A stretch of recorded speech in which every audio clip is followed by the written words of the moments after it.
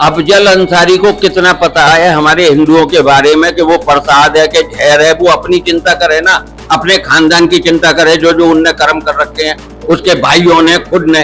आप वहां जाओगे ना तब पता लगेगा कि उन्होंने इंसान को इंसान नहीं समझते। वो कटवा देते हैं। मैं कृष्णा राय की चुटिया कटवा के मंगवाई थी मुख्तार अंसारी ने। अफजल अंसारी ने एक बयान जारी किया है जिसमें उन्होंने ये कहा है कि सारे मंदिर और मठ के साधु संत जो हैं वो गांजा पीते हैं। अगर वो गांजा प्रसाद के तौर पर पीते हैं तो सरकार ने आम जनता के लिए इस गांजे को बैन क्यों कर रखा है।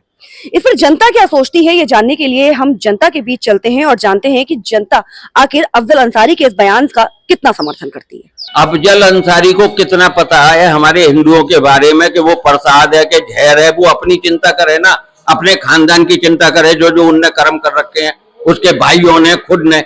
आप वहां जाओगे ना तब पता लगेगा कि उन्होंने इंसान को इंसान नहीं समझते। वो कटवा देते हैं। मैं कृष्णा राय की चुटिया कटवा के मंगवाई थी मुख्तार अंसारी ने खुला, और बोला था श्री राम मेरे कब्जे में।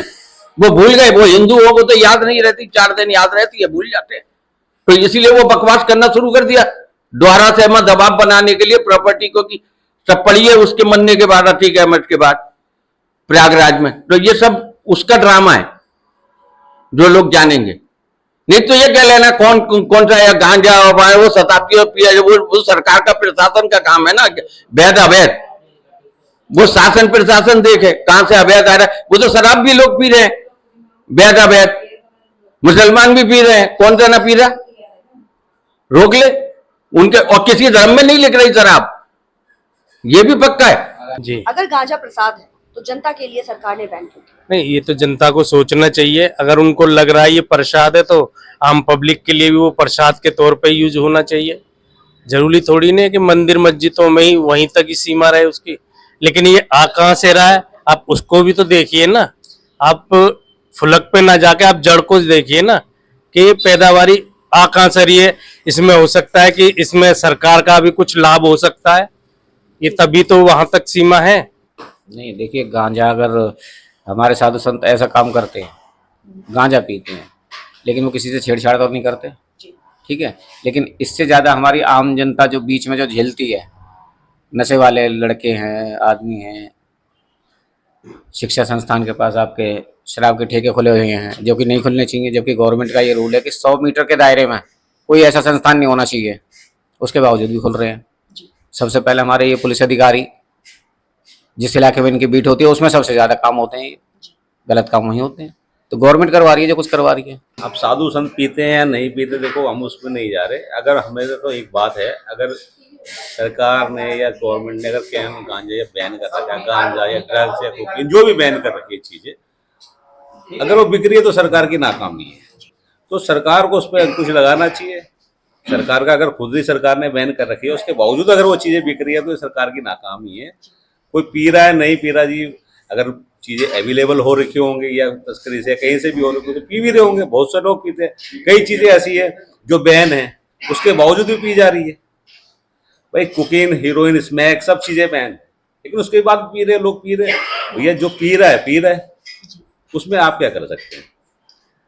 लेकिन स्पेशली ये बात बोली गई है कि साधु संत पीते हैं, इसलिए ये प्रसाद नहीं, किसी पर्टिकुलर एक खाली साधु संत ही थोड़ी ना है कि साधु संत ही पी रहे हैं। बहुत से ऐसे लोग हैं, दुनिया पी रही होगी। ऐसी बात नहीं कि साधु संत स्पेशल साधु संत ही है कि साधु संतों को एक टारगेट किया जाता है।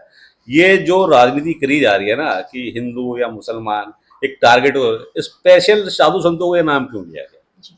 तो ऐसा नहीं करना चाहिए। अगर आपकी डिमांड है कि गांजा बैन होना चाहिए तो आप उस पर बात करिए। खाली साधु संतों की, अभी आप साधु संतों की बात करोगे, कल को वो मौलवी की बात करेंगे, कोई क्रिश्चियन की बात करेगा, तो ये सब चीज़ों में कोई फर्क नहीं है। आप बैन किए, आप बैन करिए, कोई दिक्कत नहीं। सरकार सब रोक रहे, सब उसका स्वागत करेंगे, मैं भी करूँगा। तो ये तो इस मैटर में सरकार को भी टॉपिक छेड़ना चाहिए ना कि भाई जब ये हर किसी के लिए बैन है तो इसको पीछे से ही रोक लगाई, पीछे से ही इस पे रोक लगानी चाहिए, क्योंकि इसमें हर आम जनता फंसती है, हर आम जनता फंसती है। फिर सबसे ज्यादा लोग बाग क्या करते हैं कि गांजा पीते हैं, उल्टे सीधे काम करते हैं, तो उसमें लेडी से खतरे में डलती हैं, चाहे वो घर की हो या बाहर की हो। तो अंकल जी की बात से मैं सहमत हूँ। तो ये पीछे से सरकार ही इस चीज पर बैन लगाए, पीछे सरकार बैन लगाएगी, इस चीज पर रोक टोक करेगी, तो इसमें सबकी भलाई है, देश की भलाई है, उन औरतों की भी भलाई है जो इन सब चीजों से हर जगह फंसती हैं। आप क्या कहना चाहेंगे?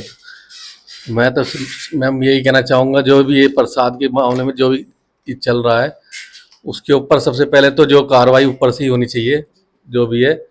देखो ये तो हमें भी नहीं पता कि ये हिंदू कर रहे हैं मुसलमान कर रहे हैं, मिलावट जो चल रही है ना, इसमें तो वो पीछे से ही चल रहा है जो भी चल रहा है। उसमें वो जो चेकिंग हो रही है उसमें जैसा हिंदुओं का टॉपिक मुसलमान छेड़ रहे हैं और मुसलमानों का टॉपिक आते कोई किसी ने कोई छेड़ा ही नहीं है, क्या चल रहा है क्या नहीं चल रहा है ना। मैं तो ये चाहूँगा जो भी है तो सरकार के ही हाथ में है, वो ही हल करे तो अच्छी बात है। देखिए, कोई अंसारी क्या कह रहा है या कोई क्या कह रहा है वो उससे आप पूछिए, उससे मेरा कोई लेना देना नहीं है। लेकिन मेरा अपना मानना ये है कि लोगों की भावनाएं, धार्मिक भावनाएं आहत नहीं होनी चाहिए। और जहाँ तक वो जो प्रसाद में घी में मिलावट का जो मामला है, चर्बी का जो मामला है, उसके ऊपर वहाँ की राज्य सरकार उसके ऊपर संज्ञान लेकर वहाँ पर कार्रवाई करने का उन्होंने लोगों से आश्वासन दिया। और मुझे लगता है कि जो लोग दोषी हैं, चाहे वो मंदिर समिति के लोग हैं, चाहे सरकारी एजेंसी में बैठे जो लोग हैं, जो अधिकारी हैं जिनको इसको देखने की जिम्मेदारी थी, उनके खिलाफ सख्त से सख्त धाराओं में मुकदमा दर्ज होना चाहिए, उनके ऊपर कार्रवाई होनी चाहिए। जहाँ तक बात है कि ये गांजा वगैरह मठ में पीने की, मैं यही कहूँगा कि वह लोग, चाहे वो धार्मिक चोला पहने हुए लोग हैं, चाहे आम लोग हैं, अगर धर्म की आड़ में, आस्था की आड़ में इस प्रकार के मादक पदार्थों का वो सेवन करते हैं और उसका प्रचार करते हैं कि नहीं ये तो भगवान की बूटी और भगवान का प्रसाद है, तो वो लोग कहीं ना कहीं समाज के दुश्मन हैं। इस प्रकार के जो नशीले पदार्थ हैं उनको बढ़ावा देने के लिए, उनका प्रचार प्रसार करने के लिए उन लोगों को समाज से माफी मांगनी चाहिए। यहाँ तक कि मैं ये भी कहूँगा कि हमारे यहाँ जब भी हमने देखा है कि लोग कांवड़ लेने जाते हैं,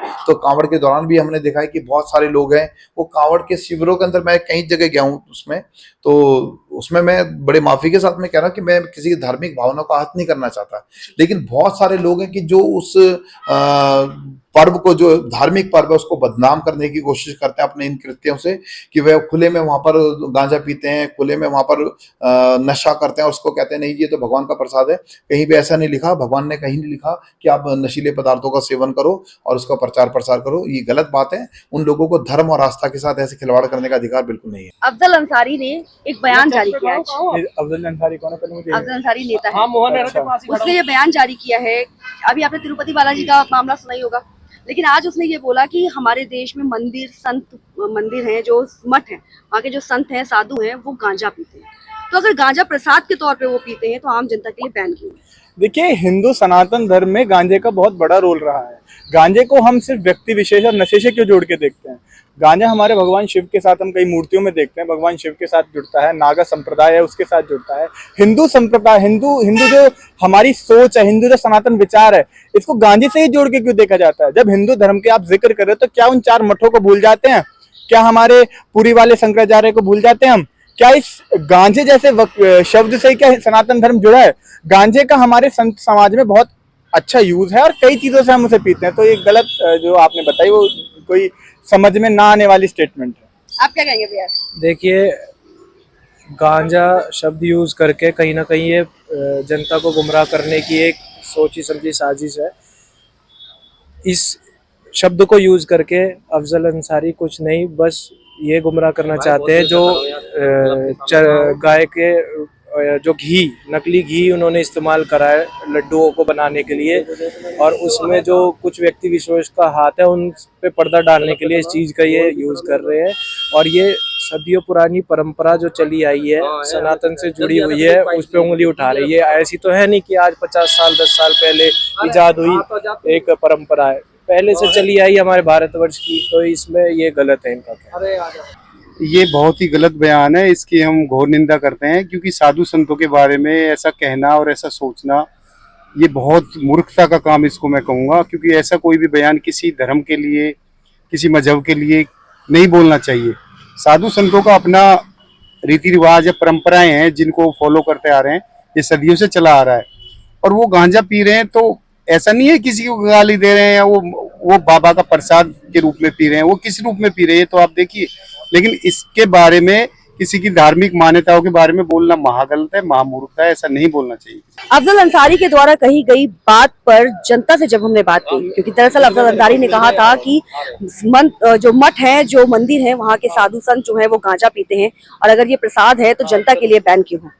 और इस बात पर जब हमने जनता की राय जानी तो जनता का कहना है कि अफजल अंसारी के द्वारा कही गई बात का समर्थन हम नहीं करते, क्योंकि ये सिर्फ और सिर्फ सीधे समझ में आ रहा है कि एक राजनीति करने का प्रयास किया जा रहा है।